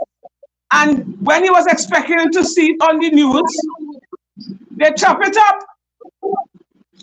And that is it. So then I am saying to myself, I say, but wait. The media is supposed to be the voice for the people. Right? Not so, correct me if I'm wrong, right? Yes, If you're having a problem, you come out on the media and you talk about it. So in other words, if you can't get to see an MP, you can't get to see a prime minister, your commissioner, your attorney general, you send a message. So they would help the poor man carry their message across. And you're muzzling the people. And they're doing it. You're muzzling the people. So now, thank God for social media. You can't, the most things they will do, they will try to tell you community violation. Yes. I want to report you. Yes. Report you. Right, because I have put up a video where an incident had taken place with my son concerning the police, and I put it up about 3 times and they put it back down. One of the videos I was talking, saying certain things about the government and Gary Griffith, and they muted. So they're coming up with ways now to try to muzzle you so that you can come out and talk and alert the public as to what's taking place. Yes. Because they want everybody to remain dumb, deaf, and dotish. And now is the time for people to rise up. Yes, and they want you to control you. And control you, but then again, oh God, we're dying, we suffer. This is the worst. I am in my 40s and I'm telling you, I have been so afraid for myself, even my children, because you don't know who's next. And they're not solving crime, they're just things happening and they're just turning a blind eye. Yeah. So it's just, we are like sitting ducks. So we really have to stand up and make a change. I'm willing to do it. I too, we have to stand up. I'm not good at this because I want to see a better place for this country. Because this is what country will be running from it. Mr. Eversly, one out of the question I want.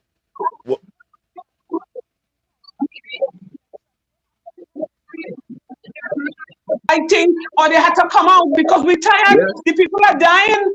People going hungry. And the next thing too is time we should have the right to recall. Whether MP, it's time for we to have the right to recall. Whether MP not functioning, right? The people could say, hey, we have enough of you. We have enough of you. And we should put that in the constitution and that be mandated. We must have the right to recall MPs and councillors. Because we cannot have an MP. You cannot see him. He ain't working for in your interests. He going and sit down and saying, to hell with country, I for party. We do not want that. We want MPs for the constituency. MPs for Trinidad and Tobago. We must separate members of parliament from being ministers. We must separate the cabinet from MPs. Right? The cabinet ministers cannot be an MP. And it's time we demand these things. And it's time each constituency have something called a constituency budget. And we must demand that. We But must demand that Sir Eversly, you say why it is you are saying that a MP can be a minister? Why is that? because when there's a minister, you're the minister for Trinidad and Tobago, right? You're the minister for Trinidad and Tobago. When there's an MP for the constituency, you're the MP for your constituency. Now I see plenty constituencies will be at a disadvantage because sometimes a minister will only see about his constituency and neglect other constituency. So when we have a minister now separate the cabinet, separate from being a MP, the cabinet now will have to answer to the members of parliament why it is always suffering my constituency. That's why today we have an opposition and a government. And if an opposition, if a government minister don't like an opposition MP, he could suffer the opposition MP constituency. And it is happening at the moment. It is Right, happening. so we must demand that an MP cannot be a minister, and that must be enshrined in constitutional reform. That's the only way you could get it. We have Short Young, is the Minister of Energy, he's the Minister in the Prime Minister office, and he's also the Minister for the MP for his constituency. They now appoint, what the guy named, as Minister in the Ministry of National Security, Scotland, and he's a member of Parliament. Most of the MPs we have today are members of Parliament and who hold major ministries. So you think they got time for your constituency or my constituency? MPs supposed to be serious. When they're coming up for election, they will tell you I will do this for my constituency. I will have time for you. And when they get elected, they have an office day. When you go to the office, where you want to see the MP for? You can't see them. The MP will be so and so time. That will give you an appointment, and they're giving you an appointment 6 weeks down the road. But during election time, if you call them, they're coming right away. They're answering their phone. Yeah. So we have to change that. So when an MP now will be a full-time MP for his constituency, he will be able to see about his constituencies. And when he go to Parliament now, he's seeing about his constituency business, and the ministry now will have to make sure that they deal with each MP constituency. And that's why MPs should have a constituency budget. And hold them accountable. Yes. Yes. So we don't have to ask the Minister of Works to come and fix a drain in Lobino Bonnet or in Arima or in Sandy Grandi. If the MP have a budget of I just joined a reference of $10 million, he will be able to know how that money could be channeled in his constituency, developing his constituency in sports, in culture, in drainage, in whatever. Yes. We have to demand that it's time for change in this country. We can have one set of people controlling all the finance, and we are the ones who suffer it. So exactly. The ball is in our court. Yeah, now it is in our court. Now, as we speak now. Yeah, the ball is in our court. We have to come together as a people and let them know enough is enough. Right? Because they keep getting away, because they will buy a bottle of rum for you. You go one party, and while you partying and you're drinking and you're enjoying yourself, things happening, and it's damaging the future generation, it's damaging us, it's damaging the economy, it's damaging us all wrong, and we're partying and enjoying ourselves and hoping that the situation, the trouble will go away, but it's not. So now is the time for people to wake up. It's not going away. Look, right now, trade union organization in this country are a mess. Yeah. Because trade unions just get too involved in politics rather than seeking the workers' interests. They sell out their membership. When a trade union leader wants to be a president, he will say fighting for workers. And for the time he get there, he abandoned the workers and exactly. Exactly. And there are plenty trade union organization in this country where it is today. Yeah. So, and they take it. So, Mr. Eversly, seeing that you are saying that about trade unions, right? Is that we can say that going on with, is that in your opinion going on with the OWTU and the PSA? But you know what he say? You will wait until the next government coming forward to negotiate. And And people suffering. and who's the next government? And he tells saying he will work with the opposition. If the opposition never get it forward now, Exactly. huh? So Exactly. you're seeing it clearly. Oh, That people, they really them don't care about us. Them really don't care. no. So that what I'm telling you. And that's for next day for topic because I could say plenty of other things. Well, I know I can say a lot of things on that, Mr. Eversly, but there is something that I need to ask you since you're here. And this is a very big thing. People just want to know where you get this energy from. Because if in 1990, the 27th of July 1990, you was in Parliament and you would have survived that whole incident. How long now you in politics and what giving you that motivation to continue up till this day? Because just here I see you with a flag walking, eh? I see it all through social media. What giving you that motivation, that drive, that passion to continue? It's only yesterday, it's only the other day you saw me with that flag. I with No. that flag 34 years now. Hmm. 34 years now. The first time I did run for freedom in 1991. That is when it was the first anniversary because I saw where our democracy was taken away from us for 6 days. I saw where our country was under threat. Do you know that this country is not the same since after 1990? Do you know that plenty of things that In I what fought? ways? In what ways? Do you know that plenty things I fought for? You know, because of me, the parliament now have this tight set of security. In 1998, which was my first day in parliament, it never had that. It never had no fence. It was a free-for-all. Do you know we never had a command center? Do you know that the head of the flying squad long time used to or the special branches to report directly to the prime minister alone? And do you know because of my constant protests and all that, we have organization set up, command center, right? National Security Council, and all these everything come out of the commissioner's report of July the 27th, 1990. You see, a lot of people don't read and see all these things come there. In chapter 11 and chapter 12 talk about it.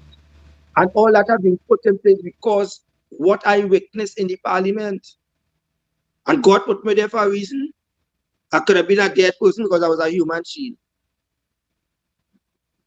So I see from then to now, and the only political party I joined is the COP. And I still remember the COP. But what was the reason why you joined the COP? I just don't want you to make that statement in a vacuum. What was the reason why you joined the COP and not the rest of parties and them? Because I see the country was ready for new politics. Right? And the country for the new politics, when we thought we'd bring new politics, and I thought that when Mr. Dukaran say if a snap election is called, a snap decision will be made, and people who we thought would have stand up for the COP. Because when we lost the election in 2007, we didn't stop our work, you know. I was one of them who was instrumental, a foundation member of the COP. I was on the first elected executive of the COP, right? And I thought fellas like Arnold Roberts, Prakash Ramada, Lincoln Douglas, Roger Samuel, and them would have stand up for new politics. But instead, they sell out the COP. And that's why the country where it is today. And they get brought over by the UNC. Too much a bribe. Yes, and they get brought over, and I say it right through. I just say it right through because the COP was the one who brought in 150,000 votes. Or if it is the COP that make the people partnership form, they can make the PNM lost election. And it has certain things. It's time the country know the truth, you know. Why it is the partnership where it is today, why the partnership is no more, you know. And Kamla Prasad says to know that. It has certain people. If I go to talk about certain things, what I know, what Winston Dukaran told me, why is the collapse also to of the COP? And where the COP reached in that position? And if it wasn't for Winston Dukaran and Caroline C. Prasad Bechan, that joined with the opposition back then to vote against the runoff bill. All third parties would have been died out in this country.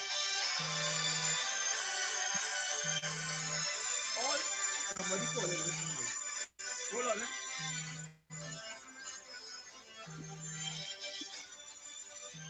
And this is some information that making my pause raised in. It's some information making my pause raised in.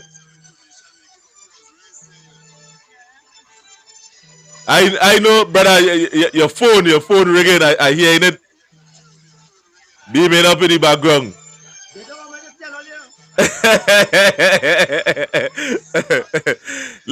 What's right? That is a serious topic that you started introduce there. You understand the people that started sell out.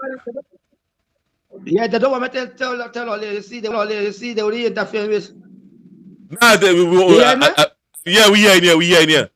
No, you have to talk the things. You have to talk the things. Yes.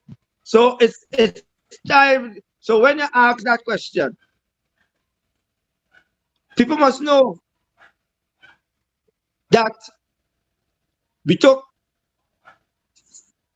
10 nights of 51 meetings. And I could tell you plenty of them. Man, if I go to tell you how people become MPs, but certain people, I will want to say that on the air concerning them, but I have no respect for them. None. I just tell them they're holding no secret for me. And I want none of them for friends. The only friend I want is Trinidad and Tobago. And Lord God love me. And I will stand up and fight because it have people for their own greed. And they will COP, wait to COP yesterday because COP talked about the new politics. But did we give the country the new politics? No. Did we give the country the new politics? No. A letter was wrote to Kamala Prasad Bisesa telling her not to put Anna Ramlogan as Attorney General. General, it's still right to talk, but I don't want to talk all these things on this tonight. Save some of the juice for next time. Save some of the juice for next time. I can tell on this too. When Winston Dukan went to certain meetings, and when people supposed to say certain things, when they reach in front of the former Prime Minister, they didn't say it. But it's time the country know the truth. And when people want to blame Winston Dukaran, and Winston Dukaran didn't stand up. Some of them who was with Winston Dukaran at meetings didn't stand up. They did not stand up. And we had to thank God for Carolyn Sipasad Bichan and Winston Dukaran that vote against the runoff bill. The runoff bill was a dangerous bill. And Merle Hodge and Justice Venter pay a heavy price. They run a scaling attack.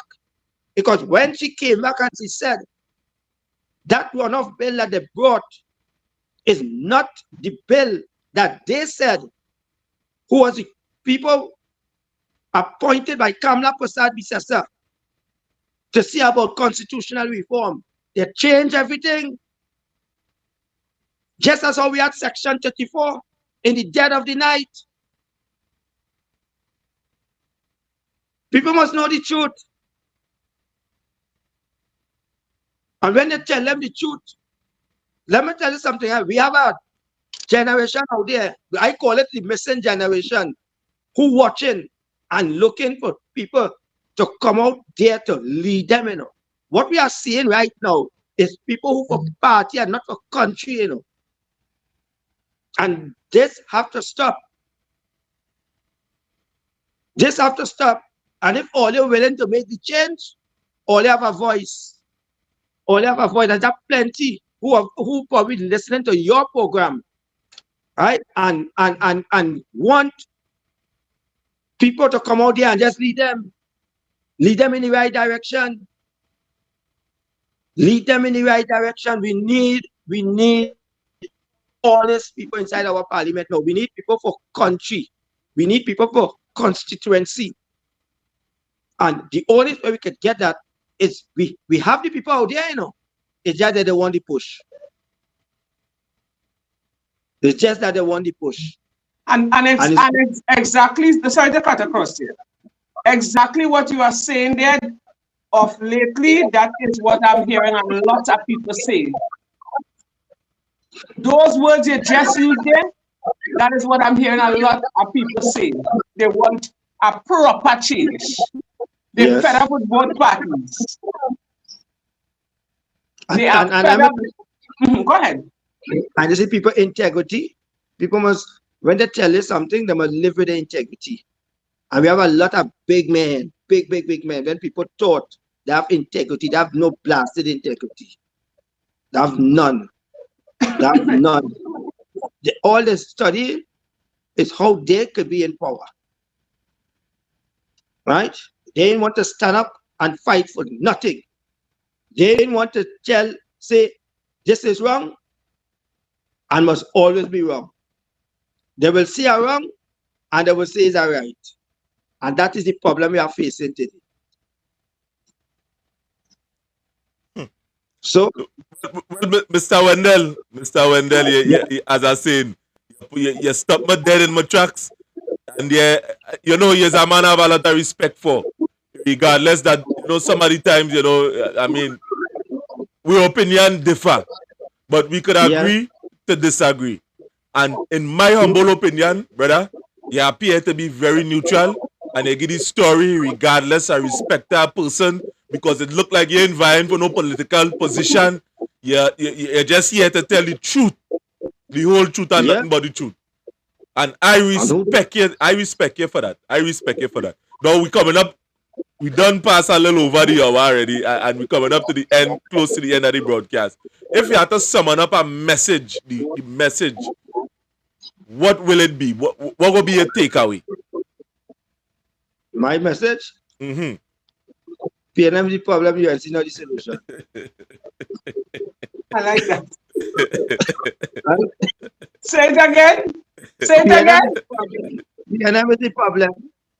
UNC not the solution. And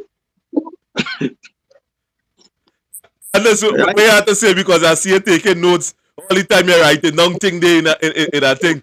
What is your takeaway? Let me get this thing because I mean we definitely going to bring back Mr. Wendell online again. I was now about to say that we you know, we have to bring him back on because you know you had quite a lot to say, and I like the fact that you're neutral. You're neither for nor against, but you're talking the truth from your perspective. Yes. Right. And what amazes me is that you know you're into this thing, politics thing so long that you're very articulate. You have everything down pack. You don't need a book. It's like you have everything registered in your brains. And you know, and listen to me, I have no memory, and you could honestly tell that what you are saying, you're talking from your heart. You understand? What I will do next, when you all bring me back, I will tell only the three persons who I used to go and sit down in the middle of their home and discuss politics. And who taught a lot. Three persons. Are they get frightened? Two past one, one alive. I think get frightened for the names that you're going to call Mr. Wendell because every time you say a thing, it has made people shaking. So I don't get frightened. Yes. Right. And next week I will go into more into Angasura. It's time people know what's going on in Angasura. Now you see, you see how we talk about the things that we're going to talk about for next week. They're gonna have more static. They're gonna try to sabotage you know, because this thing I'm telling you, because they are afraid of you, you know. You see you? They are afraid of you because you know too much. Well, yeah, they had to say it, but and you're bringing everything that in the dark into the light. You know, and yes. And we need more people like you. You understand? And I pray that God continue to cover you and your family and give you that strength and that guidance because we need people like you. We need people like you. Yeah, and I want to thank Jeffrey too. Yeah. For contacting me today. And while I was talking to him, I was telling him if he related Jeffrey was the MP for Library. And I always remember him, always in parliament, always had to make a contribution. He did a good job as an MP. It's just that the people didn't take him on, Yeah. that the party he belongs to. But he did a good job. So thanks for giving me the opportunity to be on your program tonight. And we'll have a part 2 next week. And I'll tell already 3 names. Don't say it too hard. They will want to sabotage me again. All right. All right, Mr. Eversly. Thank you very much. Yeah, okay then. Enjoy all the night. Yeah. All right.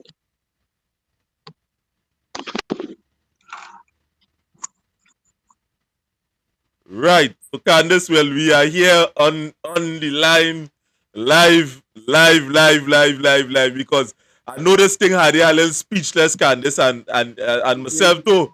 I mean, there are many questions still I have to ask the gentleman. You understand? But seeing that we just warming up here with this whole situation, we'd have taken it to a particular level in which we could get his ideology outside here.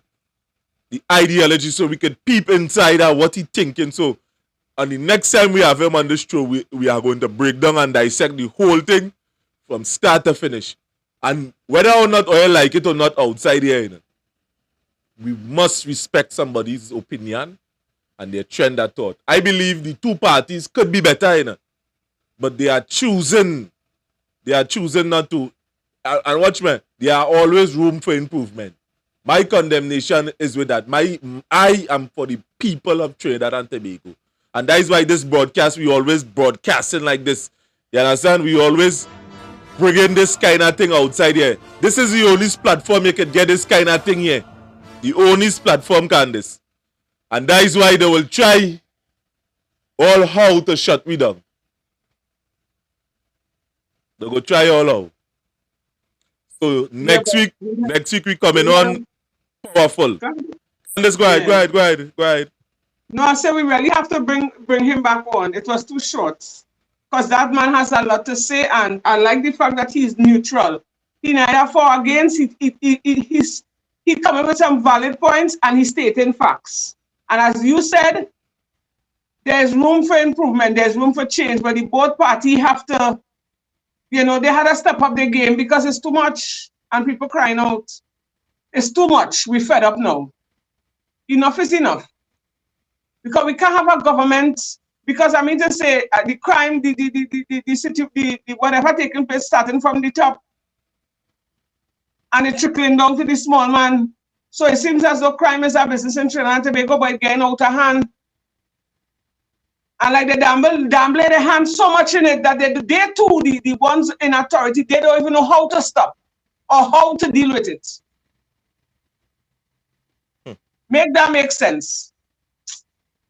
Wow, but we really had to get that man back, and I do hope that this time we win a set of statics because they go sabotage a man, and I pray that God really cover that man because he talking the talks and he's saying it brave. True.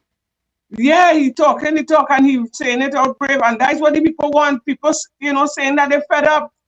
They want a change, and they and they say, I write down the slogan. He just said PNM is the problem and UNC is not the solution, and that is what a lot of people saying.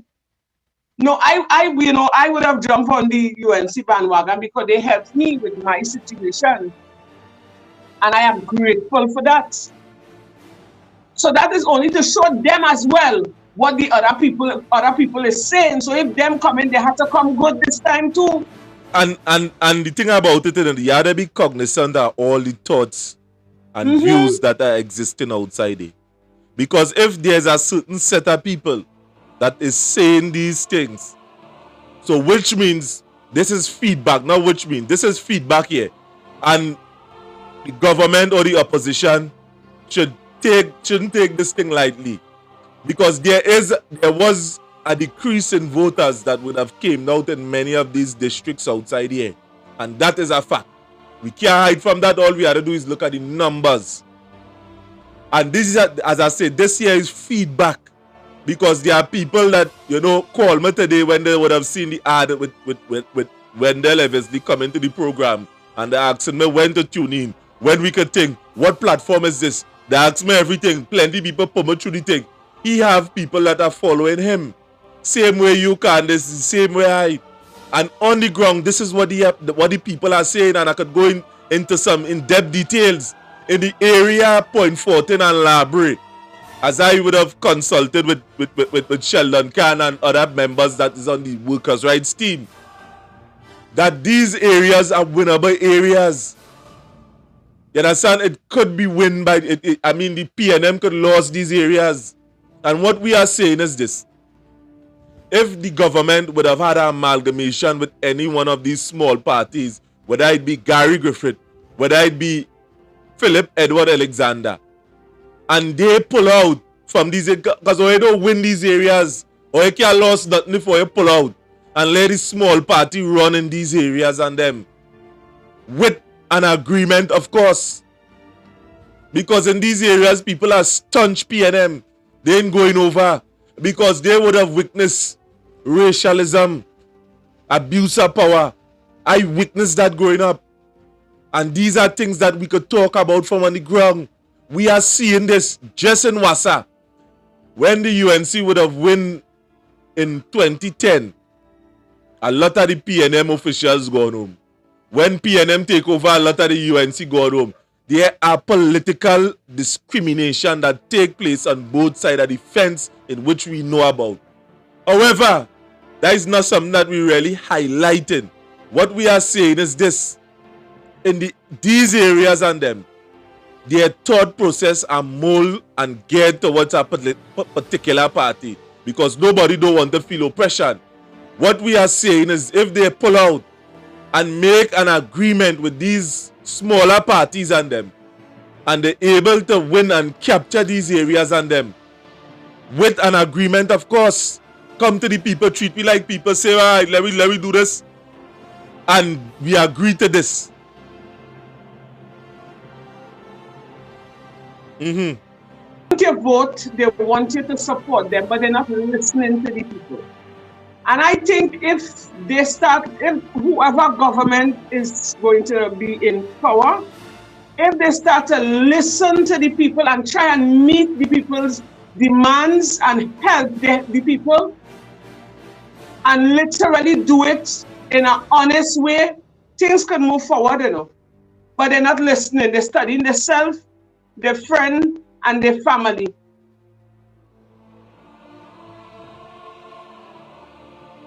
Now, there is a saying that would have existed outside here. There are no perfect man outside here, but there are perfect intentions. There is not like a perfect man, but there is something called perfect intention. Now, let me hit you this riddle before I go.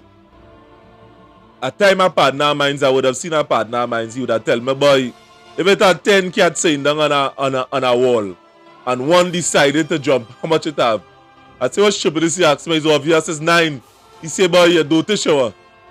He say, if it had 10 cats on a wall and one decide to jump, how much it have? I say, I give up. He say, 10. I say, how it had 10? He say, what you intend to do and what you're doing is something different. And coming back with this story, plenty of them that's come for election and that's tell you what they intend to do. That's tell you the big dreams and the desires to build castle in the skies. As I would have mentioned on our program this morning, the people in this area, in the Library constituency, would have voted for a billboard. The proper billboard with a ducks and saying we're going to construct that in the area Library, and we're still waiting. What would have been added to the natural deep water harbor that had no docking?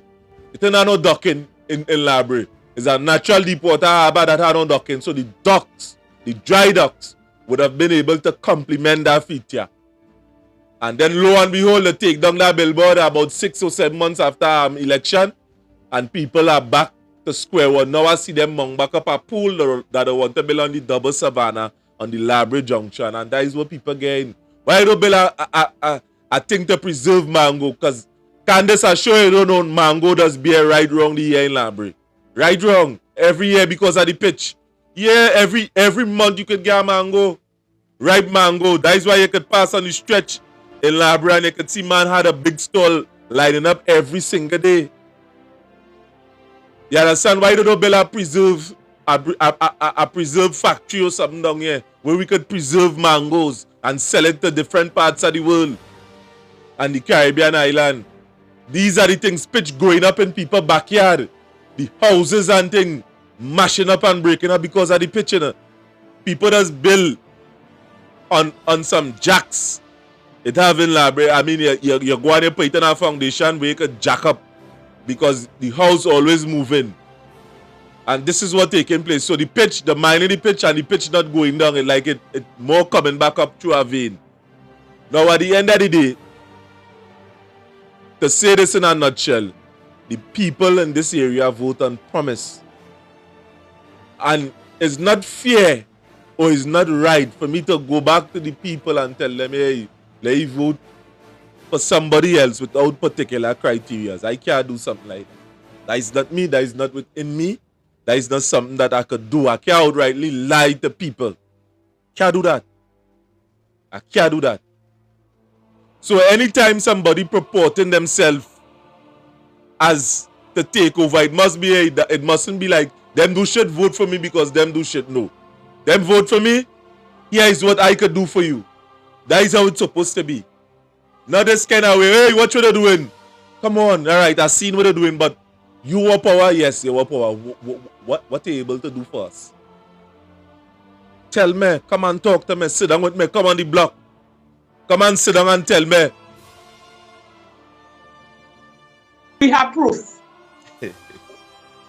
Whenever you play the fool. Yeah, because we had to have proof because throughout the years is a promise, is a comfort, a fool, and all we have been getting is promises and lies. Well, Candice, it's like we're spinning top in mud. Well, Candice, I know we keep them up whole night, whole evening. I mean, we take away comment and or you tune in for Bacchanal Saturday. You have a stiff topic coming up Saturday. We ain't gonna tell you, we gonna advertise it or you gonna see it because we ain't gonna tell you because people get mad when I talk about this. We have a personal Bacchanal Saturday chat. Where it have plenty people sharing their ideas with us and and where we just talk about on a Saturday, we take it down a notch. We take it down a notch on a Saturday. Yes, Candice. Well, I want to say pleasant good night to Mr. Sheldon Khan. He was on the live on the. And somehow I see your thing sticking again. Sheldon Khan would have said what? Your camera, like it's sticking. Yeah, I don't know. Oh, just now. Yeah, some kind of thing came up on the screen. Right. We had Mr. Sheldon Khan and a few others. Right. They more or less were listening, because that's why I said we had to bring back that man for another on another show, because a lot of people, they were just listening carefully, and I'm sure plenty of people wanted to ask questions. So we will have to open up the lines, Mr. Edison. So when we do have him again, people can call in and ask him questions. Because I myself, I am hungry for that next show on Tuesday, either Tuesday or Thursday when they decide to bring him back on. He has a lot to say, and I really want to hear what he has to say. Right, so again, blessed night everyone, and don't forget to tune in on our on Saturday for our Bacchanal Saturday show. As we say, the topic is going to be a surprise, right? So feel free, or you can call in, send a message, and a friend tell a friend, and let's have a little breathing time to share a laugh together. Okay. Pleasant night, everyone, and Mr. Renison, pleasant night to you too. Okay, then the lovely Candice Edwards, the single lovely Candice Edwards. I'm loving it. Single and loving it. Well, to you, the people at Trinidad and Tobago, thanks for looking on, thanks for watching and being a part of this discussion. And tune in on Saturday as we are saying we are coming with the whole story. And pay attention to our things that we've blast throughout the day, the feeds. Now we would have been investigating a serious topic in Shagaramas, in which we was on the scene and we have extensive footage. And tomorrow, during the course of the day, we are going to launch. We are going to share some of these information with you and make these things public. And Mr. Richardson, Derek Richardson. He has some things to tell the public. Don't wait until I do it. Trust what I said. With that, God bless. And do have a restful night tonight. As it was said, there is no perfect man, but there are perfect intentions. Don't let them fool you. Don't let them come with the flowery intentions. Good night, everyone. There we go. Hi, good day, everyone. I'm Candace Edwards, and I'm here with Khan, Mr. Khan. Yes, Khan. We are the Advocate for Justice. And look on our YouTube channel on Tuesdays, Thursdays, and Saturday. Well, Saturday is the Bacchanal time where you can call in. Bacchanal Saturday. Bacchanal Saturday, we call in that. Where you can call in and bad okay man, bad okay woman. Let's sit and have a chat. Right? Mr. Khan? 7:30 to 9:30 p.m. Make sure and call. Bacchanal Saturday. But we'll be on a Tuesday and Thursdays as well for all those hardcore issues that are affecting you. Water, mosquitoes, parliamentarians. We'll be there. Call in and talk, we'll be coming to you to do interviews, showing the videos, and then we'll be airing them. Yes, for everyone to see, so you too can have a voice. Whatever situation you would have been facing in the past and even in the present time now, you can come out, you feel free to call. We are your voice. Let us stand in the gap for you and bring this situation out into the light. This video was born because a lot of people commenting, so we're trying to give the people a voice. So make sure and tune in. Tuesdays, Thursdays, and Saturday, Bacchanal Saturday. I like it.